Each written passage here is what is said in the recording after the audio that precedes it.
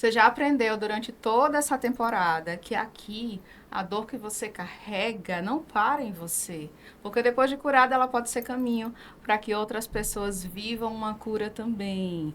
Esse é o seu podcast Vozes que Curam, um lugar onde você pode ter sua real identidade e viver justamente o que você sempre sonhou.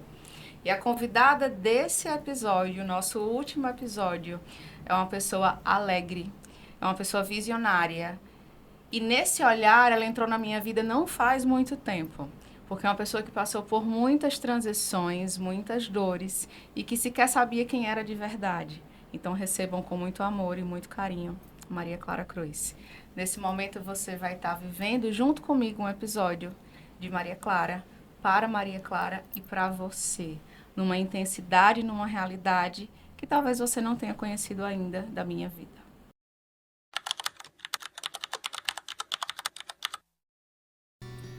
É simples hoje para mim trazer um pouco das dores que eu vivi na infância, porque eu tenho hoje entendimento racional e também emocional sobre tudo que passou. Se nesse momento você já teve acesso, já leu meu livro, você já tem um pouco de informação sobre essa dor em si, né, de um processo de rejeição ainda na barriga da minha mãe, tanto da parte dela quanto do meu pai.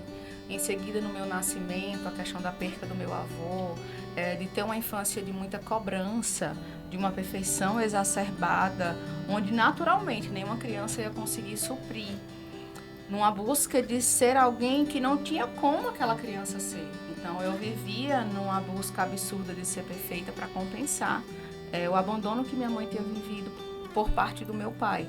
Então eu carreguei essa necessidade de honrar a minha mãe por escolhas que ela fez. Então isso trouxe um peso muito desgastante. Hoje eu vejo que eu queria ser uma criança fazendo criancice, mas eu não tive tanto essa oportunidade. Primeiro porque eu era criada sempre com pessoas mais velhas do que eu, então meus primos eram mais velhos, eu não tive irmãos, e aí vinham meus tios, todo o restante da família. Então, como caçula nesse processo, a raspa do tacho, como se diz, familiar, recebi sim muito carinho, muito amor, mas recebi também muita cobrança de estar sempre fazendo o certo. Mas qual era o certo? O certo era repetir as mesmas ações da família disfuncional, ou o certo era fazer coisas completamente diferentes para não calhar de ser igual. Mas como é que eu ia ser tão diferente se eu só tinha aprendido com quem estava me ensinando daquela forma? Parece louco, mas eu hoje vejo que eu recebi a cobrança para ser diferente da genética que eu tinha, do comportamento que eu tinha acesso e das orientações que eu recebia. Então ia ser diferente como? Então hoje eu vejo que aquela criança, aquela Maria Clara, só queria entender quem ela era. E ela não teve até então a oportunidade desse entendimento. E ela foi empurrando com a barriga, né? Porque ela aprendeu que ela tinha que ser forte, que ela tinha que dar conta da vida dela, que ela não ia ter um pai para resolver os problemas dela e que ela não tinha também um tio para resolver nada da vida dela. E as coisas foram se acumulando, as dores foram se acumulando, as rejeições foram se acumulando, porque por mais que eu tentasse fugir daquilo ali, era como se tudo aquilo me perseguisse numa repetição de padrão absurda. E é impressionante como o padrão que a gente não quer repetir, que a gente foge, é o que primeiro vem na cara da gente, pra gente experimentar, pra gente viver e pra gente descobrir que não é simples fazer diferente, ser diferente, principalmente quando não se tem consciência. Por mais que as pessoas dissessem que eu sempre fui muito madura, na verdade eu não vivia o meu sentimento como tinha que ser vivido com a pouca idade que eu tinha. Então esse elogio que era dado para mim entrava como um processo de dor e como mais uma cobrança em busca de ser perfeita, onde na verdade eu só queria ser criança. Então, se você hoje tem um filho e cobra dele que ele acerte em tudo e sempre no seu elogio existe um mais, ai filho, parabéns pelo 8 na prova, mas poderia ter sido um 10. Filho, que massa você conseguiu fazer isso, mas sua irmã fez. Para. Ao invés de você estar criando alguém forte para crescer, você está criando alguém doente, sem identidade definida, numa cobrança que ele nunca vai conseguir suprir. Então ele nunca vai se sentir pertencente, nem amado.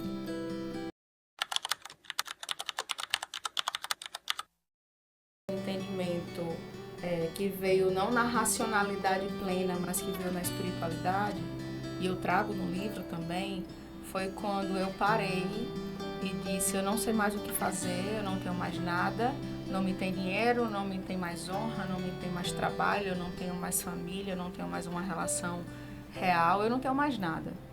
E eu estava com uma colega na época e ela disse, Clara, se eu fosse você eu já tinha tirado a minha vida. E naquele momento, no meu coração, conversando com Deus, eu disse, Senhor, se esse for o caminho, que você me ensine, porque eu nunca nem tinha lido sobre tirar a própria vida. Mas naquele momento me veio um singelo sentimento de fazer tal coisa para ver se aquela dor passava. E naquele dado momento o Espírito Santo declarou, eu curarei as suas dores, para que quando curada você fale sobre elas, para que outras pessoas sejam curadas através do que você viveu. E hoje eu colho os frutos disso.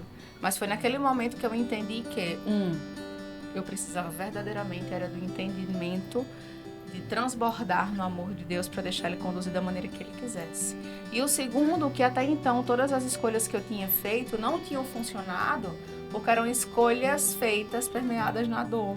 Eu não estava curada, então como é que uma pessoa que não é curada consegue fazer escolhas positivas, frutíferas, prósperas e felizes? Não tem, não casa. Tem que ter combinação entre escolha e entre fruto. Então, naquele momento, eu entendi que eu vou parar de escolher até que, de fato, eu esteja curada. E ali eu resolvi me debruçar, de fato, nos braços de Deus. E desse dia em diante, eram 16 de fevereiro de 2022, eu abri mão. Eu abri a necessidade de ter as rédeas de uma tomada de decisão perfeita e impecável da minha vida e disse, Senhor, esse alçar e esse conduzir está nas suas mãos e o Senhor vai decidir tudo na minha vida. E de lá para cá, eu não decido mais nada só. Dificilmente você vai me propor algo e eu vou lhe dizer sim instantaneamente, porque eu vou dizer, rezarei sobre isso, vou pedir a Deus resposta sobre o que está sendo conduzido. E quando eu tenho um desejo, um sonho que parte do meu coração, eu digo, Senhor, eu entrego a Ti, porque se for do meu humano, que caia por terra, mas que se for da Tua vontade, que Tu faças. E hoje é lindo poder ver com os meus olhos a minha própria vida, sem mérito meu, porque não é mérito meu. Eu costumo dizer que 80% do que eu faço, produzo, não diz sobre quem eu sou, mas diz sobre o usar de Deus através da minha vida, por Ele ser misericordioso. E me sobra no máximo 5, 10, 15% que talvez eu traga como resposta de um conhecimento que eu coloco também em prática para Deus. Então, esse decidir, entender que eu precisava de cura foi primordial como consciência para que todo o resto acontecesse.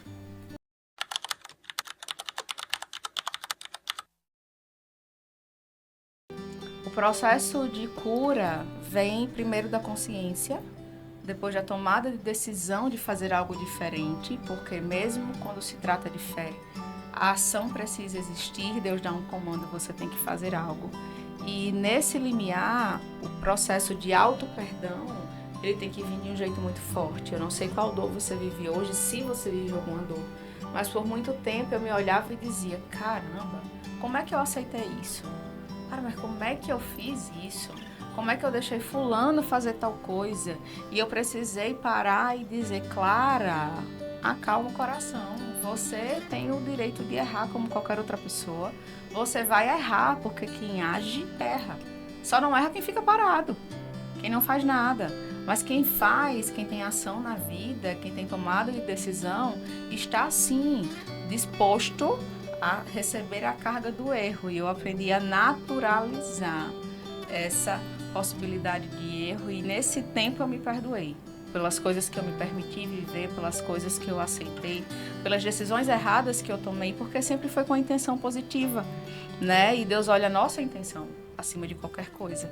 Então eu não sei quais foram as ações que você já tomou, que deturpou sua identidade, que matou você ou vem matando você por dentro e que faz você pensar talvez que nem sentido a vida tenha, como um dia eu já pensei. Mas se perdoe, porque talvez você não tenha tido a condução ideal, não tenha tido a orientação ideal. Se você não sabe dar amor, talvez seja porque você não recebeu. Como é que você vai dar o que você não recebeu? O que você não aprendeu?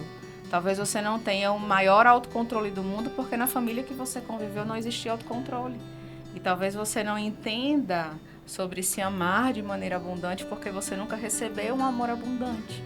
E aí fica o convite de você se abrir para se respeitar, para se amar, para procurar se entender cada vez mais. E quando a gente busca se entender, a gente começa a amar cada pedacinho que tem da gente, tanto fisicamente quanto emocionalmente. E que os sentimentos que a gente carrega são sentimentos genuínos, porque vem da gente.